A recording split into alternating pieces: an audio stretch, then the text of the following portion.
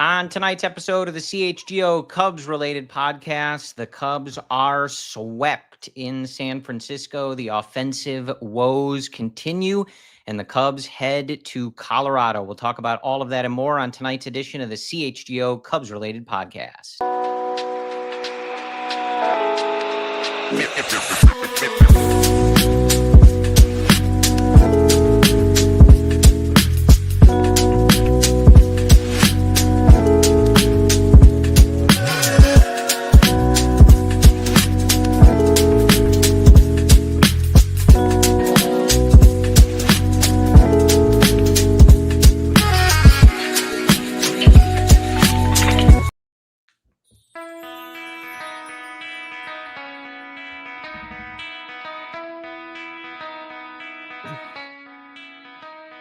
This is the CHGO Cubs-related podcast driven by Toyota. Let's go places and bet 365. Whatever the moment, it's never ordinary. Use code CHGO365 at sign up. Hello, everyone. My name is Corey. I am joined, as always, by Brendan. We are coming to you live here on Thursday, August 28th. And Brendan, I love the folks in our YouTube chat and listening to us live on any podcast feeds. I got to be honest with you. I kind of figured watching this team play baseball for the last 3 days was enough. So I appreciate anyone indulging in more Chicago Cubs content with us tonight or on Friday morning. No, we got the absolute most sick people right now watching us. We had who replied to this? Ready for therapy. You're tuning into us for therapy? What is wrong with you people? What is wrong with you people? A brutal week. I mean, I don't know if what we're going to say is therapeutic, but at least it will be commiserating misery. So well, and look, Brendan, it continues this sort of weird I don't know, conversation tone just around this team. Yeah. Because we continue to talk about a team that has a top 5 record in baseball. It's so weird. But at times, just makes us want to pull our hair out. And unfortunately, the Brewers lose a series here to the Diamondbacks. You really could have picked up some games after, they also had their own troubles with San Francisco this past weekend. And you get swept by the Giants. Now, I will say, I think it certainly isn't going to make anybody feel better, but I feel like these trips to San Francisco are usually tough. They're, I think not. Was it tough in 2016? Not in October. Oh, okay. Yeah. Just wondering. Yeah. No, they went on to win the World Series. World Series, okay. Affect anything. Yeah, okay. So, tough team on the road. I know their record isn't great and they haven't performed the way maybe their expectations were. But, this isn't some awful team. If they had gotten, if they get swept in Colorado, different conversation, right?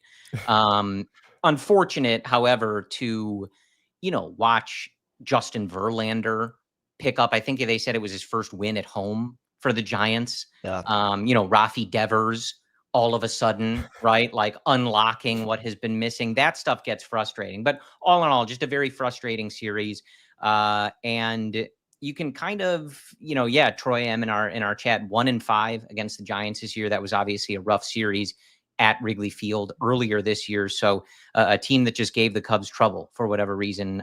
This was a frustrating one, Brendan, because you just sort of felt like obviously the one game gets out of hand, but you felt like, a couple of these games were definitely winnable, and some key moments that really shift a lot of these games. And ultimately you're looking at 3 straight losses following a really nice series over the weekend, picking up a sweep. Yeah. Well, that was the letdown. Is you're coming off the sweep in Los Angeles and Anaheim thinking, okay, well, the tides are turning. Kyle Tucker looks to be the guy we saw for multiple months. Pete Crow-Armstrong's hitting 9th inning home runs. The vibe is back. You're scoring double-digit runs, and you're still getting good pitching. You're thinking, okay, this is it. This is what we've been waiting for the past 6 to 7 weeks. And then you enter San Francisco. And the first game, you have Matthew Boyd pitch pretty well, fatigue out, get hit a little bit in that last inning, give up that home run. And then the wheels fell off from basically there on out. And then you mix in some just weird luck, like hard hit diving catches that San Fran's making. You got Willie Adames making Derek Jeter throws. You got guys getting hit in heads on cutoffs. It's like it was a weird series mixed with bad luck, untimely hitting, poor hitting performances from some guys. Seiya Suzuki continues to look weird. And you have this just like weirdness going on with this extreme positive trends for some guys, but still a lot of just annoying trends that we've continued to see for so many weeks now.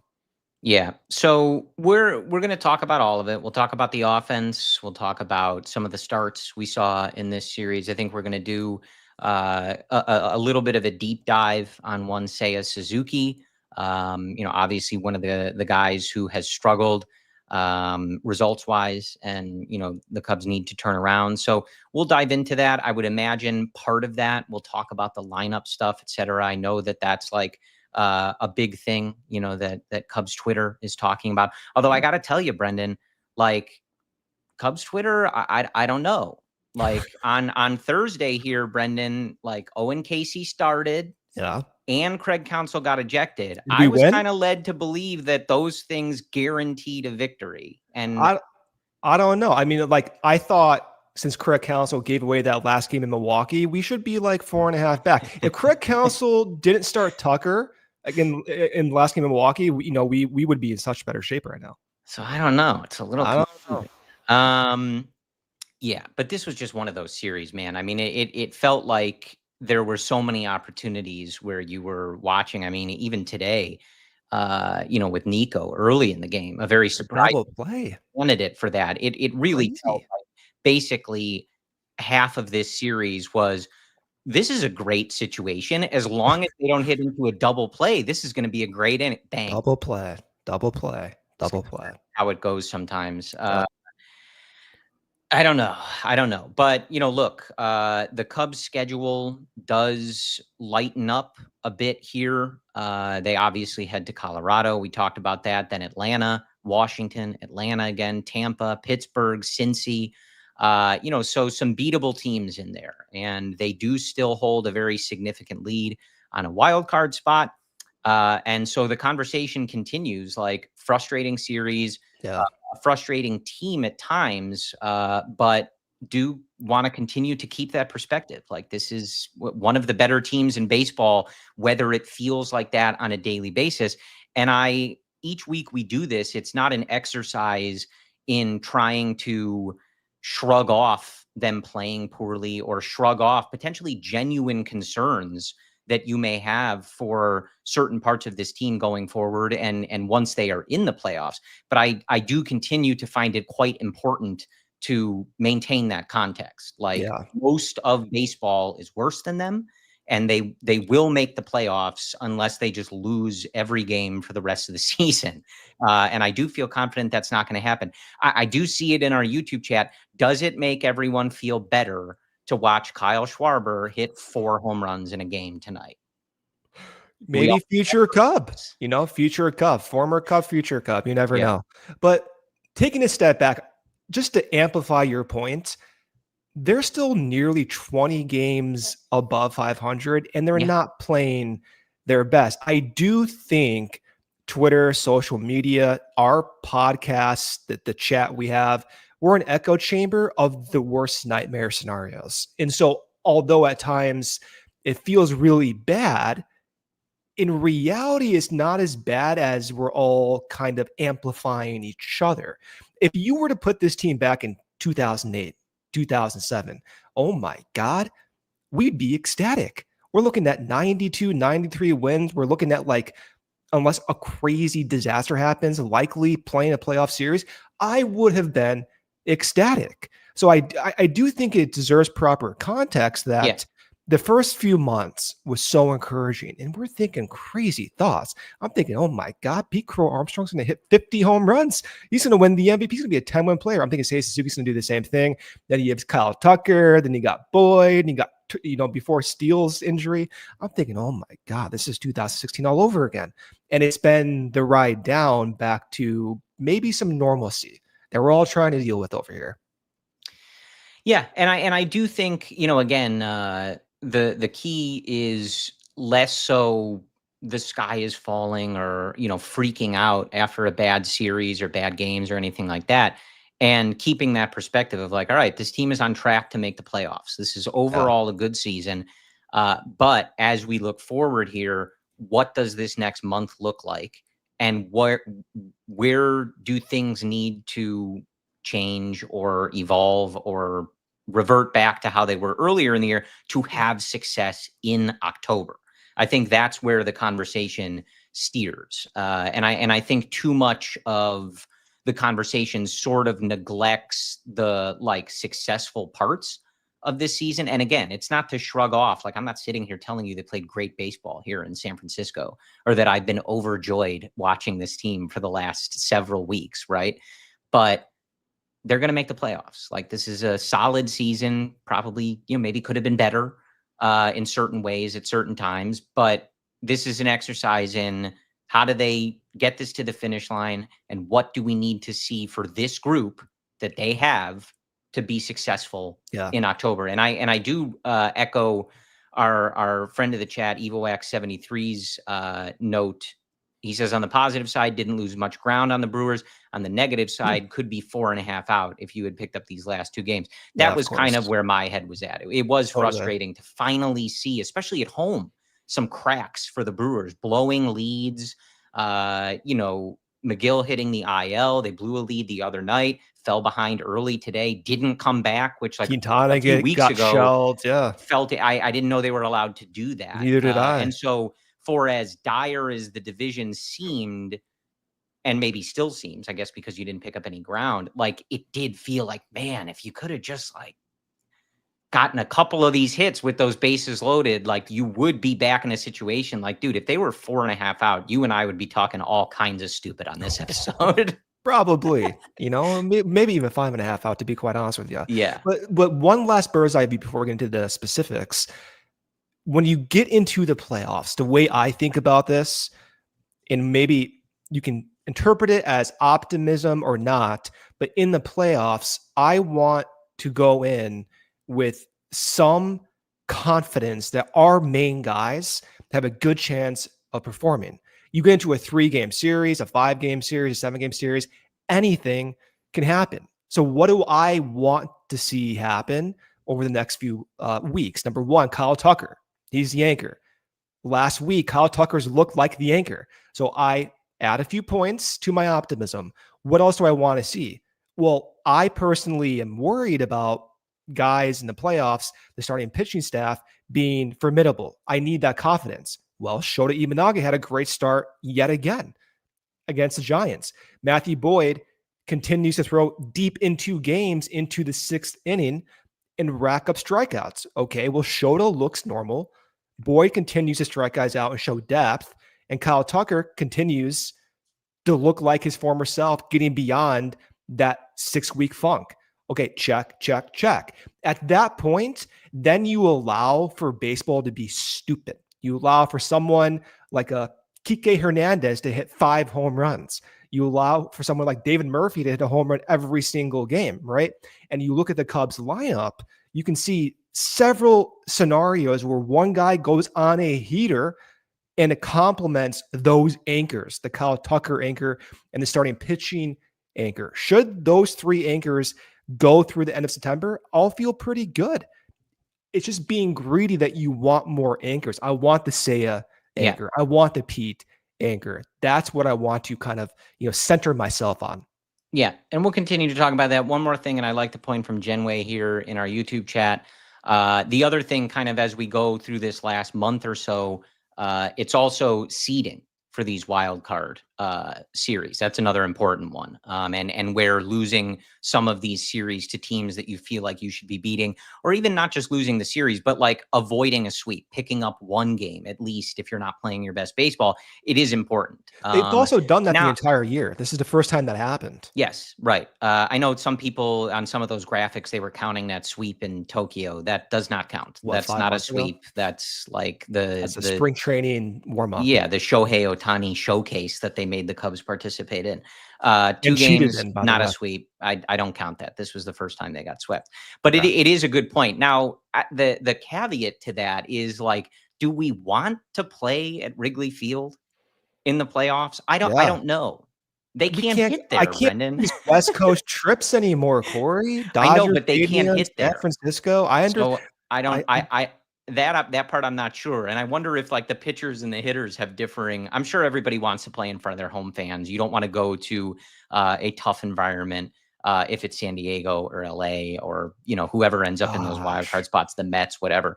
But it might be funny in the Cubs clubhouse. Like I imagine Shota, a guy who gives up a decent number of fly balls, is probably like, yeah. I want to pitch at Wrigley Field with the wind blowing in 80 miles an hour. And then And Tucker's like like, Kyle "No." Tucker and Michael Busch are like, hey man, like we can't hit there. So I don't know. But I do think that is another important part of this. Like the Cubs, you know, very high percentage chance to lock in one of these wild card spots, but where they play, who they play, especially in a short series like that, and the way this wild card series works, it is important. So that is another thing to keep an eye on, independent of what's going on with the division and, you know, whether the Cubs are working themselves back into that. So let's hit our first ad break here. We're going to come back and then we will do a dive. We'll talk about the offense and then we'll dive into what has been going on with one Seiya Suzuki. Bet365, whatever the moment is never ordinary at Bet365. And right now, new customers get $200 in bonus bets when you bet just $5, win or lose. If you're a football fan, check this out with Bet365's early payout offer. If your team goes up by 17 points, your straight bets and parlays instantly are paid out as winners. If you love stacking parlays with Bet365's 100% parlay boost, you can double your winnings across a wide range of sports. And hey, Cub fans, there's something for you too. With the MLB early payout offer, if your team goes up by 5 runs, your bet cashes instantly. Playoff season is here, and new customers can get $200 in bonus bets when you bet $5, win or lose. Bonus bets can also be used on spreads, totals, player props, futures, and more.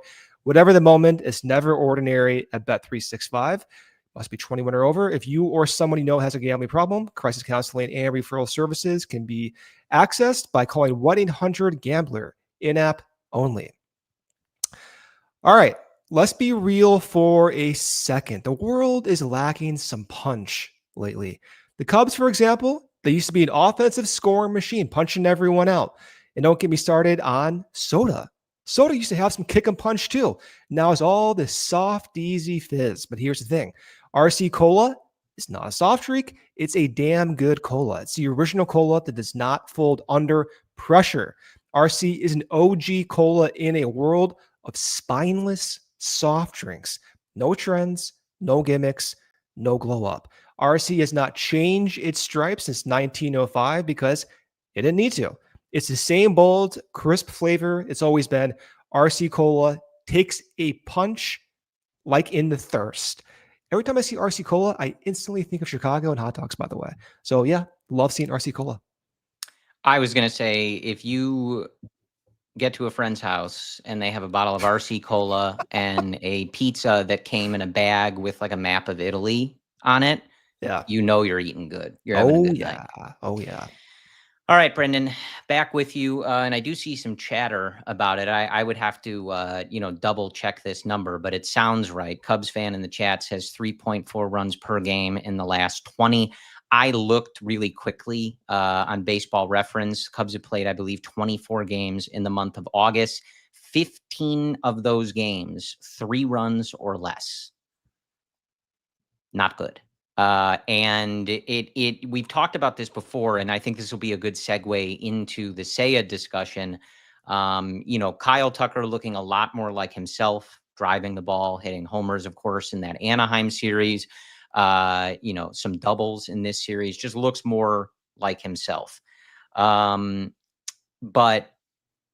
the rest of the offense on the whole, I joked with you the other day that unfortunately, like, Tucker came back, got back to himself, but he was forced to occupy the role of I'm the only one in the offense that can really do anything, right? Role, which we've seen some guys play. It was Matt Shaw for a little while. Like, wow, this guy's doing great. Unfortunately, he is the only person that is driving in runs. And I do see Evil Wax say it in the chat, and this is something that we've talked about. It puts so much pressure on this pitching staff to be perfect. And you saw it even again today in the game, with Shota, where, gives up the early home run and you feel a little nervous, like watching it, like, shoot, like, are they going to be able to cover this? Are they going to be able to come back from this, put up the crooked numbers, etc.? And I think one of the things we talked about that was really frustrating through the previous stretch, really like prior to that Angels series, I guess, was that you felt like they were wasting a lot of these starts from these guys. You were getting really good starts from guys like Colin Ray. You were getting really good starts from guys like Shota, and you weren't winning all of those games. And unfortunately, like sometimes you're going to see a little bit of regression the other way. Like, I don't think either of those starts from like Boyd or Colin Ray were disasters. Colin Ray like had some bad luck. The defense didn't help, and then it unravels from there. But that's the thing. Like, you don't capitalize on the really good starts. Like, you can't expect these guys to be perfect every night. And that extends not just from the starting rotation, but of course to the bullpen. We've talked about, I've said this line, I think, a lot. Like, if you're asking the bullpen and your staff too, to cover so many innings and win a bunch of 3-2 or 4-3 games, you're going to end up mad at your pitching staff, and it's not going to be their fault. Like, that's just baseball. Like, if you're going to only put up 2 or 3 runs a night, pitching staff can do their best. And this Cubs staff has been excellent. One of, if not the best in baseball since the deadline, but no staff is going to be able to make that look good. No. Looking at the offense, supplementing that staff, my focus shifts to Pete Crow-Armstrong and Seiya Suzuki. Now, the rest of the lineup, we can talk about Bush, we can talk about Dansby Swanson and so on. The rest of the lineup is producing essentially what you expect, if not better. A really interesting point for me is that if you look at just the batted ball quality, so how far the ball is being hit, how hard it's being hit, locations in which the ball is ending up, typically in years past, that's resulted in more base hits. Now, if you look at expected weight on base average, for instance, Dansby Swanson's expected WOBA is nearly 50 points higher than his actual. Justin Turner, a lot of ire about Justin Turner playing. Same thing, 40 points higher than his actual. Ian Happ is actually having his best expected number of his career this season with a 40-point difference of a 355 expected weighted on base average. Seiya Suzuki's the same thing, even though he's going through this weird funk, which we will talk about, a 30-point difference. The entire team has a positive expected difference than their actual numbers besides Pete Crow-Armstrong. So it is a mixture of misfortune, but also if you continue to have that batted ball quality, right, which again, to emphasize within the last couple of weeks, we have not really seen that. But if you continue to show signs that that's happening, well, those signs carry over into weirdness in the playoffs. So for example, Dansby Swanson hit a home run in the last game against the Giants. He's on pace maybe to go over 25 home runs. That would be his career best. He can go on a heater in the playoffs. Ian Happ has been struggling, but continuing to show signs of positive improvements over his first early season struggles. And we can go on and on and on.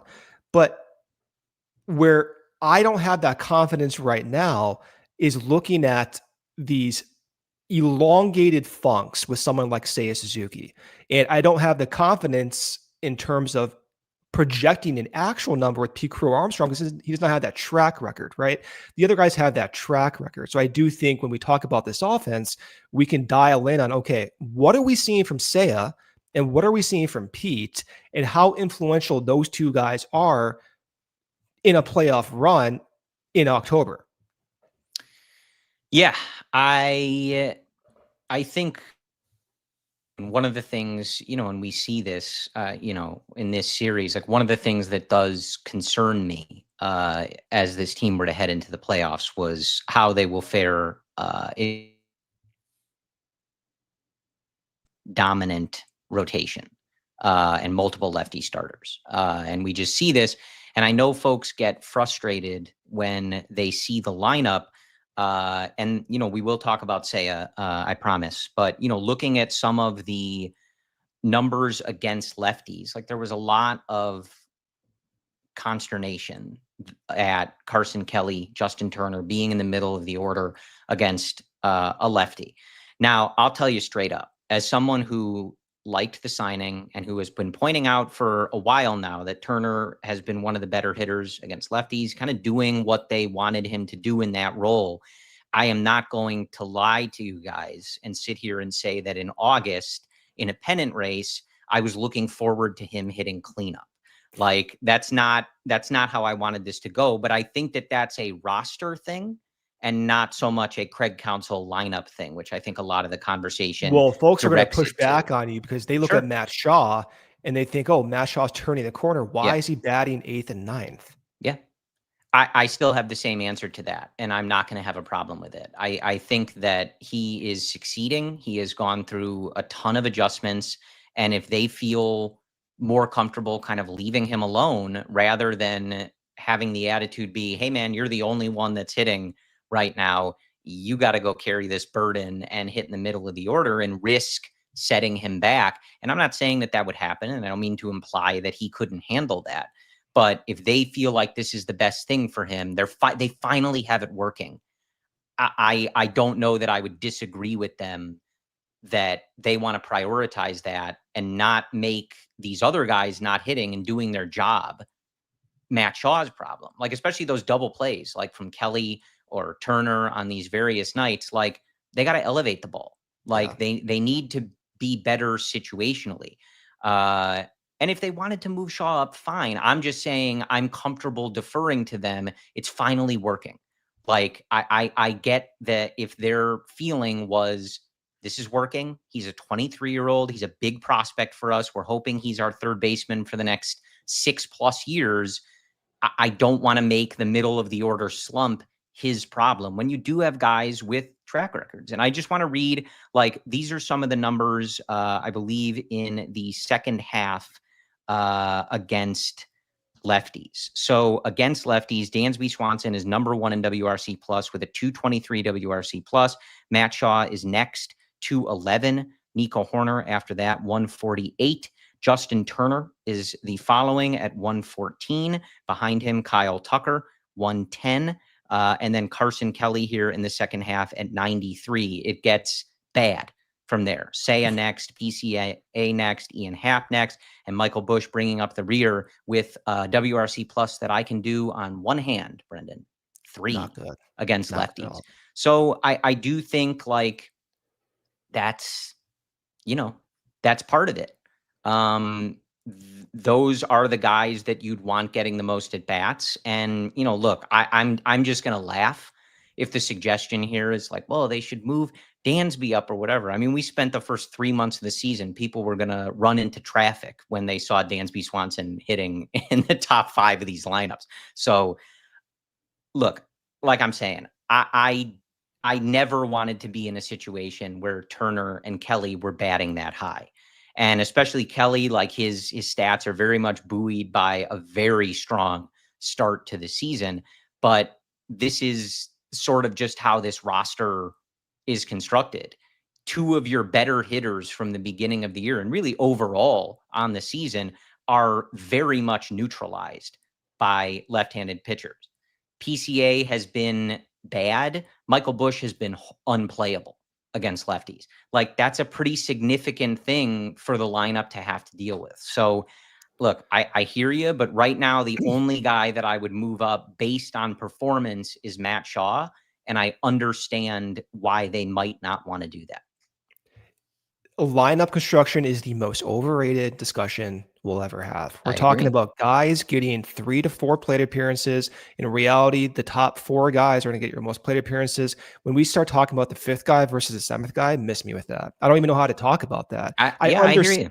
I understand all the Shaw discussion. I truly get it, right? But when you try to project the next 6 weeks, you get in this danger territory where if you start moving Shaw up, and maybe they end up doing this because they have a better confidence, but when you start moving guys based on 2-week samples, right? Yeah. That's not the environment you want guys hitting in.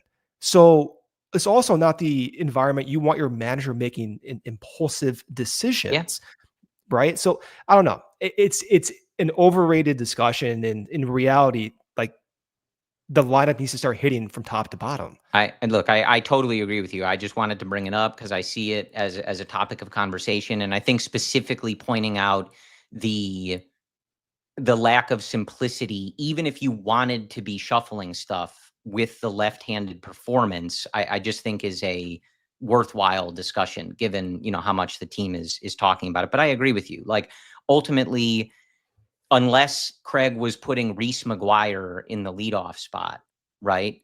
Like, I don't think that I really care what he's doing lineup wise. I think ultimately, as we've continued to discuss, and especially reading like some of these numbers, how frequently they're scoring 3 runs or less, et cetera, like, guys got to hit, guys got to do their job.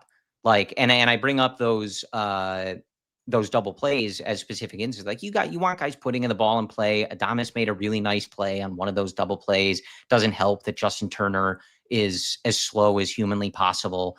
So it's not like it was the worst thing in the world, but those are just instances where you need guys to come through with a bases clearing hit every now and again. That's what this team has been missing. You need guys to be elevating the ball in those spots and just avoiding those kind of inning killing things. And this was a series where you just kind of had that happening repeatedly.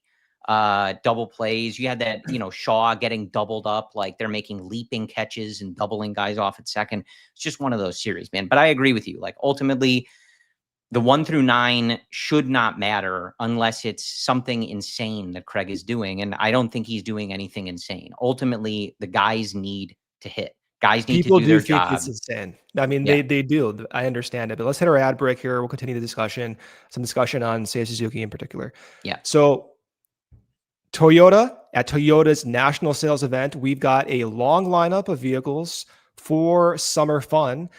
There's the 4Runners. It's an off-road icon. The Tundra hauls it all with his twin turbo engine, and the Tacoma takes adventure straight to the top. If you want to ride with sizzling hot style and efficiency, the all-hybrid Camry is revving and ready to ride. So visit your local Chicagoland dealer today or visit toyota.com today. Toyota, let's go places and become a CHGO diehard and upgrade your fandom today. Get access to our exclusive written content, a free t-shirt, plenty of discounts on future merch and events, plus access to our CHGO Discord lounge where we all hang out and talk Chicago sports and so much more. Go to allchgo.com for the latest information and how you can join the thousands of CHGO listeners in our community. We cannot wait to connect with you on an ever greater level. Man, I love catching a ball game live. There's nothing like walking into the park, hearing the crowd, feeling that energy. But let's be honest, actually getting tickets can be brutal. You're stuck in queues, you're refreshing login screens, and then prices suddenly jump right when you're ready to check out. All you want to do is be there with everyone else, not just fighting the system. That's why I use Game Time.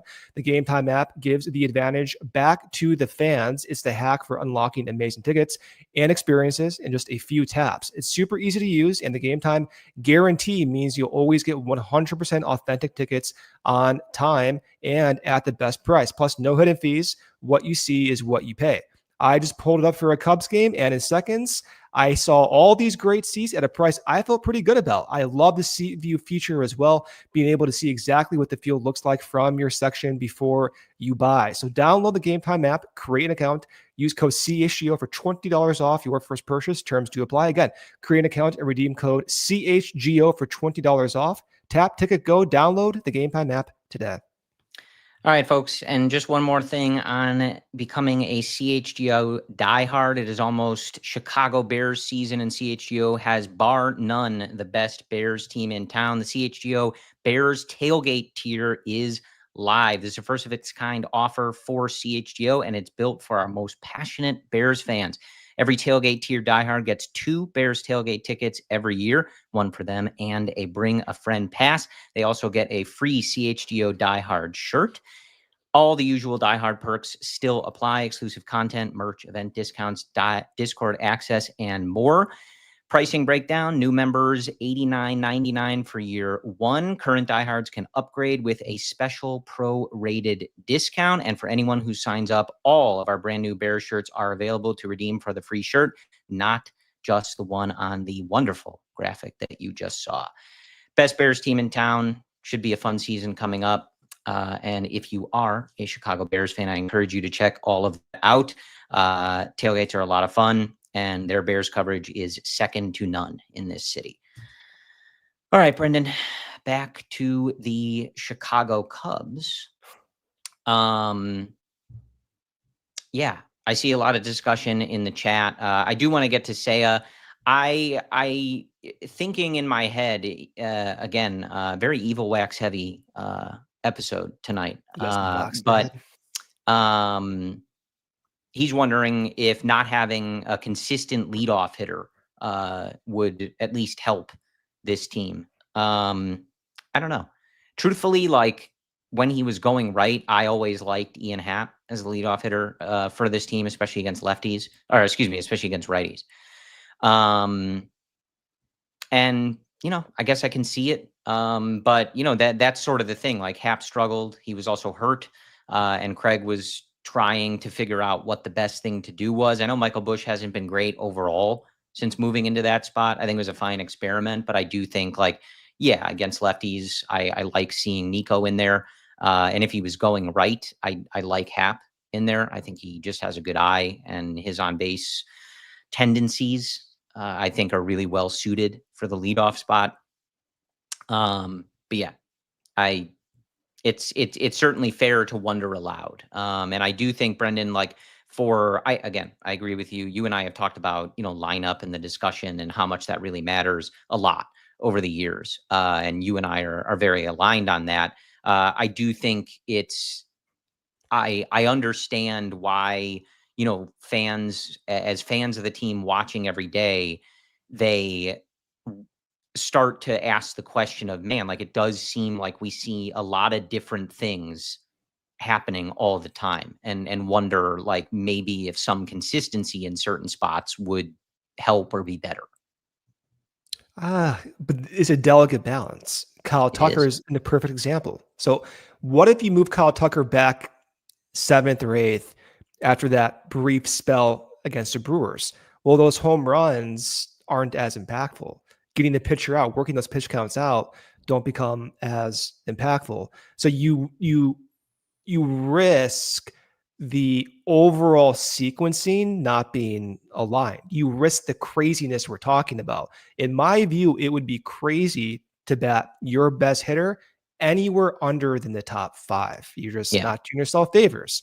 So that's the risk you take. At the same time, I do believe there's an art to it where you're looking at someone like Carson Kelly or Matt Shaw, and you're trying to determine, okay, do you trust Matt Shaw's recent improvements enough versus Carson Kelly's bulk performance over the year, and weigh that without having Carson Kelly's track record to boost it? Which is weighed more heavily? I think that's a fine conversation, but I don't think it's as insane to proceed as is, because you don't have those answers either.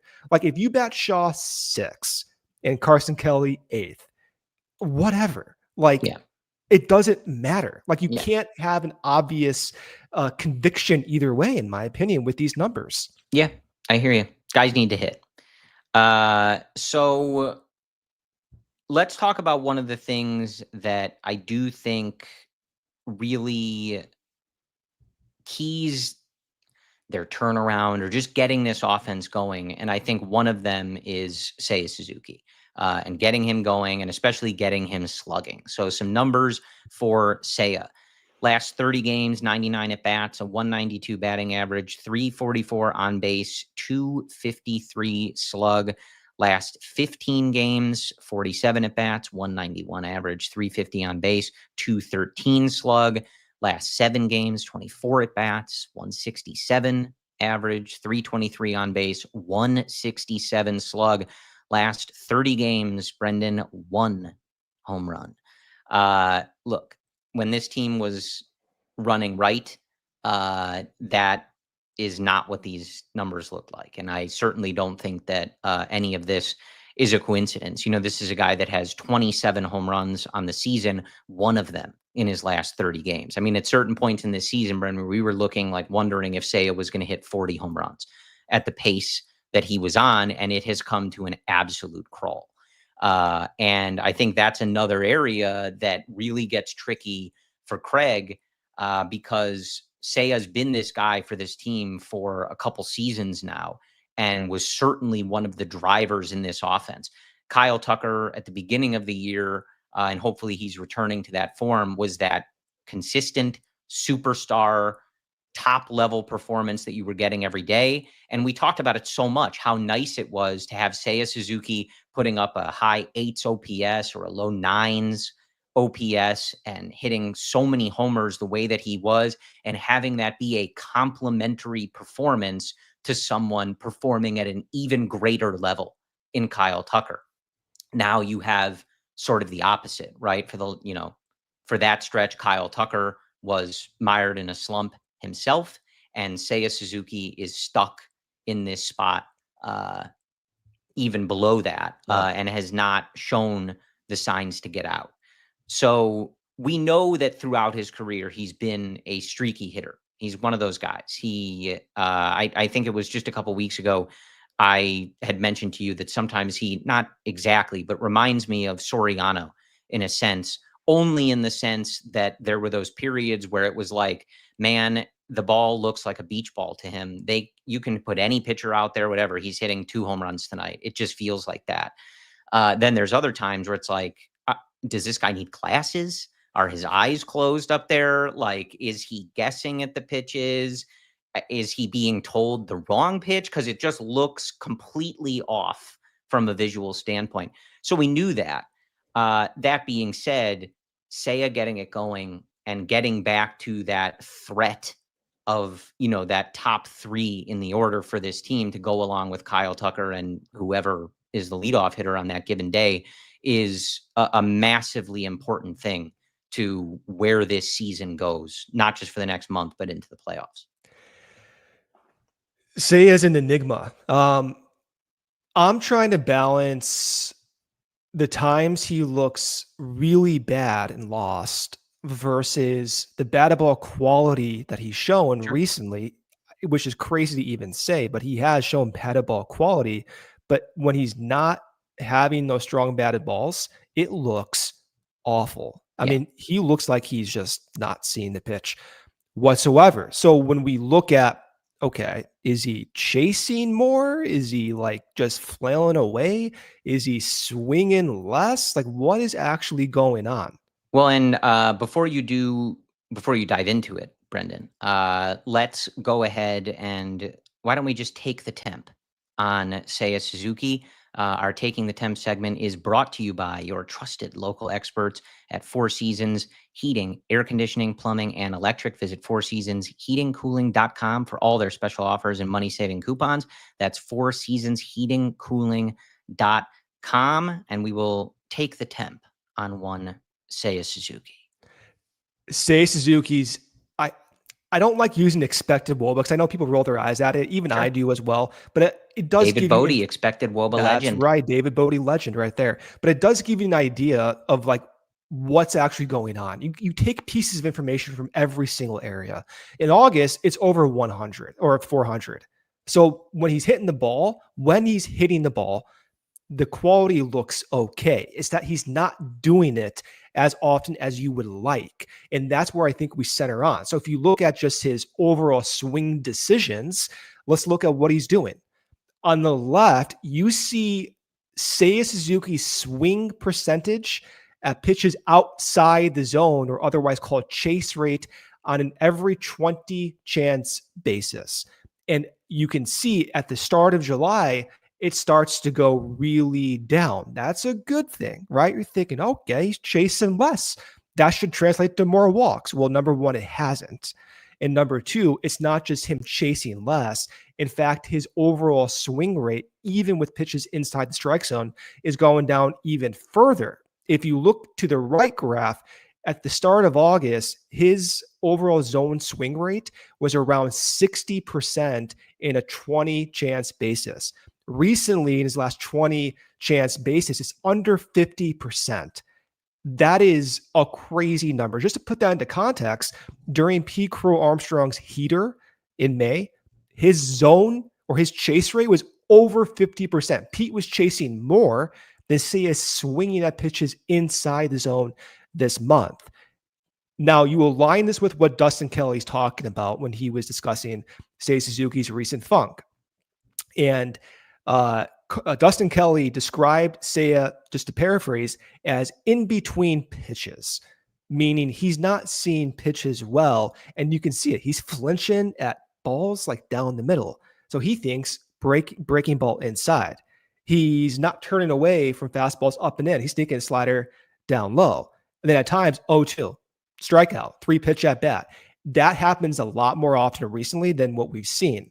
Now, that gets sometimes it's shadowing some of the quality batted balls we have seen, pulling the ball down the left field line, hitting a ball, 390 feet into the dead window Wrigley Field. That stuff is becoming clouded because of these poor plate appearances. But we've seen this from Seiya for the 4th straight year now. He goes through these weird stretches where it's not clicking for some reason. This feels like a more prolonged one than at least in recent memory, but that's certainly anecdotal. He has 27 home runs though, right? Like, yeah, this is it's a long stretch, but it might feel worse just because it started off so hot. I mean, it was really bad when David Ross benched him in San Francisco several years ago. I'm thinking to myself, this guy may not last, right? In a starting role. So it's a consistent thing for him. The reality is this is part of Seiya's profile. So what I've learned from this is that expecting better performance, 30, 35 home runs as being the probable outcome, I can't do that. Like, this is just another ding on him. And I hate even saying that because you see the talent. I mean, from a pure hitter athleticism point of view, other than Tucker, Seiya is the guy on the team, but he just can't put everything together. So going forward, even this year, he is susceptible to these stretches and is represented by his career numbers. He's not a 350, 360, 370, especially above 370 perennial guy. He's better than Ian Happ, but not by much. And they're paying him to be exactly that. And we had hoped, and we continue to hope, it finally clicks, but it just hasn't clicked for him in year 4 on a consistent level. Yeah. It's tough. I mean, it is something to note. I mean, streakiness in hitters, a lot of guys have slumps, some guys, but there is a big difference in those guys that are able to, outside of smaller stretches of slumps, really maintain that consistency throughout the year. That's legitimately what separates, those star players from that tier that's, kind of just below them. And I, would maintain that had it not been for the injury and whatever weird thing happened, Kyle Tucker would have been doing that. And Seiya just isn't in that group. I think that's, something we just kind of have to accept. Actually, Tucker was doing that. Like he had a like, just to highlight that for a second, because someone brought up in the chat too, Tucker was working walks because Tucker can work in at bat and foul pitches off. Right? Seiya's not doing that. Yeah. And this is really important to highlight. At Tucker's worst stretch in July, he had an OBP over 350. He was one of the most significant contributors on a slumping Cubs team at his worst. Yeah. 1 5-second point. Seiya's walk rates, the expected walk rate for someone who chases that little should be about 15% rate. He only walks at a 10% rate. The expected strikeout rate for someone who makes that much contact should be better than league average. Think about this. He makes better than league average contact, but he strikes out significantly more than your average hitter. None of this aligns. So he is not like that stable anchor where he can survive these slumps. And I think that's just, something you have to just acknowledge, like, as you're going forward, building the roster and figuring out the lineup. Like, there is a difference in those players. And it kind of sucks. I don't know. Like, I truly thought for a while there that Seiya got it together. Like Me too. you're seeing 25 home runs. I'm thinking crazy things. Like Yeah. finally, the pure athleticism we're seeing is translating to this output. And man, it just took a step back again. Yeah. So we'll see if he gets out of it. I would expect him to. I mean, usually he finds his way out of these funks, but again, this is just sort of something that maybe not to this degree, but we've come to just somewhat expect a little bit in terms of the streakiness. But it is one of those things where you look, especially just some of these, the lack of slug, those overall numbers in the last month or so, just being so far down. It's obviously going to hurt the lineup. And I think, some people, as we talked about, maybe get frustrated. They want to see more shuffling, but it was the same when we his slump.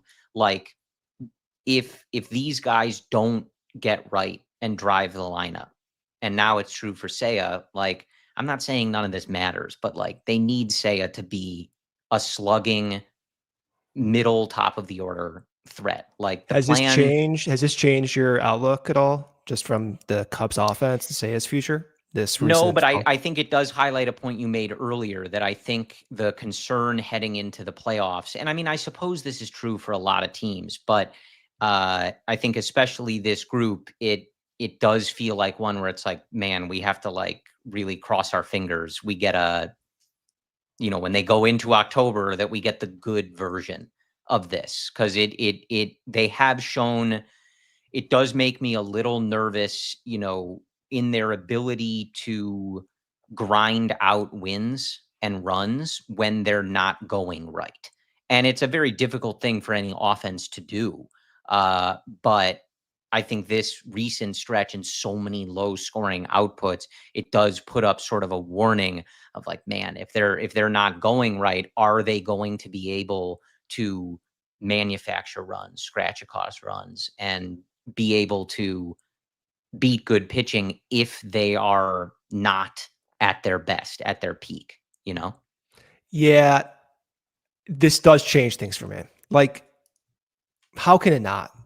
The first 3 months, you're seeing guys perform at 80th percentile outcomes. And the first 3 months being the beginning of the season, thinks changes were made.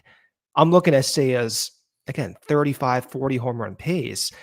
As I said earlier, that it was representing him figuring it out. And obviously, that was not the case. I'm looking at Pete Crow-Armstrong's 40-40 pace. I'm thinking, oh, wow, he's significantly turned a corner, and he still has, but it's just not to that degree that we all thought, right? So I do think it changes things. I mean, again, how can it not? It leads me back to the entry point of the season, where I expected an upper 80s win team, and they're on pace for a low 90s win teams. They're exceeding my opening expectations. Sure. And then my May, June expectations got risen even higher. And that was not real. It wasn't real. But at the same time, the entry point's also not real either. They're better than the entry point, because Pete's changes are real. It's just maybe not that 40-40 type guy yet, unless he goes on a heater. Seiya Suzuki still is valuable, a very valuable bat, but maybe not that 130 RBI, 45, 50 home run guy. Yeah. That's where I'm kind of recalibrating myself to get down from that early season high, and still remind myself that, yes, this team is good. In fact, not just good, but one of the better teams in the league.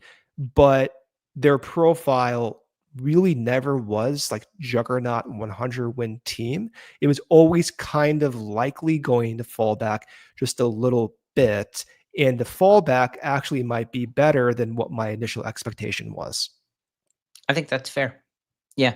And I think, one of the things that I'd like to see them get back to, especially, I mean, early in the year, it felt like they were scoring 10 runs every other night. Right. But it just feels like a long while since we've felt the sort of relentlessness of this lineup, which was really a hallmark of the group for the first few months. Seeing a lot of pitches, chasing pitchers early, taking walks, station to station, excellent base running, and that all combining with those guys slugging was leading to those, heavy crooked numbers on so many frequent nights. And it's just felt like a lot lately where it's somewhat of the opposite, where we're, of course, as fans, but watching like, here's a guy with bad numbers making us look bad. And there's plate appearances where guys are staring at pitches, right down the middle, and they can't hit situationally. And of course, it's not every night, and these things ebb and flow. But it did feel like in the beginning of the year, like they were such a well-oiled, like 1 through 9, just tough team to pitch against, and it just has not felt like that in a good bit. Yeah, it's built into their profile. That's why they're not those top echelon guys in projections, because they, number one, either don't have a track record or they've shown valleys like this. That's why, for instance, Seiya Suzuki is not projected to be better than he is.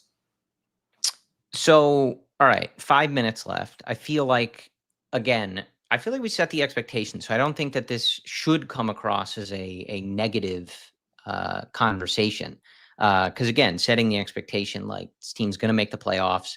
They have a month to kind of sort through some of these things and be playing good baseball by the time they get into October. And October, as you always mention, like very stupid, even stupider than the 162 game season. Like there is a non-zero chance the Cubs move through October and Willie Castro is the MVP of the playoffs, right? Like, or Pete Crow-Armstrong hits 20 home runs. Yeah, like these things happen. But 5 minutes left. Give me something positive that you saw in this San Francisco series that you're holding on to, and you're allowed to say Nico Hoerner pimping a home run. I mean, I was going to say Nico Hoerner, but he's just a consistent guy regardless. Positivity. Dansby Swanson going yard in that last game, had a double also down the left field line. Matt Shaw continues to make consistent improvements, it looks like, playing quality defense as well. I said it earlier in the show, and I'll end it here, bookmarking it. Matthew Boyd, Shota Imanaga, Kyle Tucker. The anchors, the best hitters, or the best players on this team, if they're clicking, then the rest of the team has a scenario available that if they go on a heater, like I said, then October could be fun. And so I'm holding on to that type of anchor. Just those top guys who need to be performing are performing lately. Yeah. And I think looking ahead to the series with Colorado before we sign off here, we will see. I think it's sort of, I might be up for debate. I think it's still Pete for me, but perhaps the biggest positive of the season is one Cade Horton, who will get the ball on Friday night, 7:40 on Friday night, 7:10 on Saturday night. Javi Assad, 2:10 on Sunday. TBD for the Cubs, of course, following the Jameson Taillon injury news. We'll see what the Cubs decide to do there. But pretty simple, Brennan. I mean, you're playing a 38-96 Colorado team. It would be nice. It would be nice to sweep this team. And, more than anything, I know it's, obviously usually a tough environment to pitch in, but Assad has looked really good. Since coming back. Cade Horton is now the favorite for Rookie of the Year. He looks absolutely unbelievable.